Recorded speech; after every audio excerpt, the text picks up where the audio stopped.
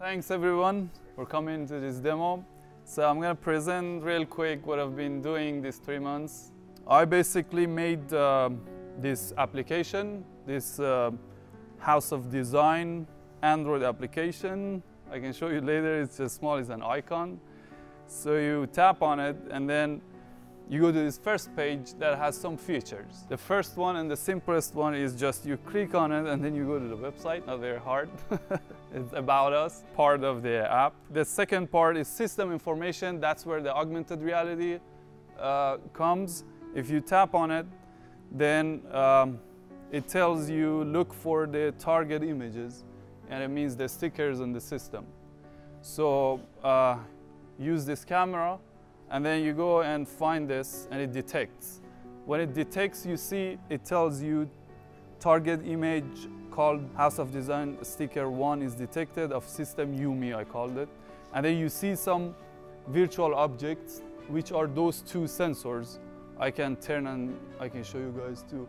You see those alarming things?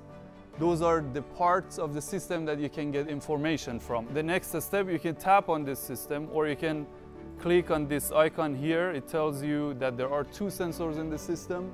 You can get the information of these 2 parts or sensors of the system.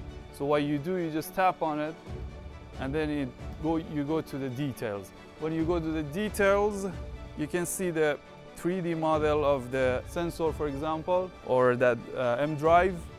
And then you can rotate it, you can work with this 3D model, and then if you tap on this icon here, you see the data sheet of that part. You can zoom if you want, and you get all the information. Well, for now, we just stopped here. We could add more information. We could add more part of the system. We could add tutorials, videos about system or whatever. Another part of the app that works, I call it debug. Basically, you connect to the robot, to the controller, and you get the information of the controller. It connects to the robot. It gives you the controller name, system name, controller state, which is motors on, and the rapid code that you can scroll.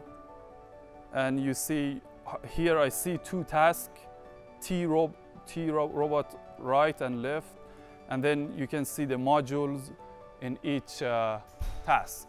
So you can go and then scroll, find that module, and then see the rapid code that is there. You also can, it's good for debugging because you can find where the pointer is.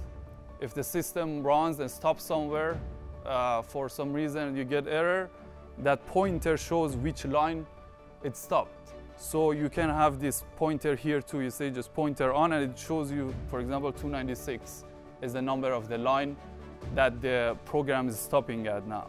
In practice, programmers, they can really use this technology, not just a fancy thing on the tablet.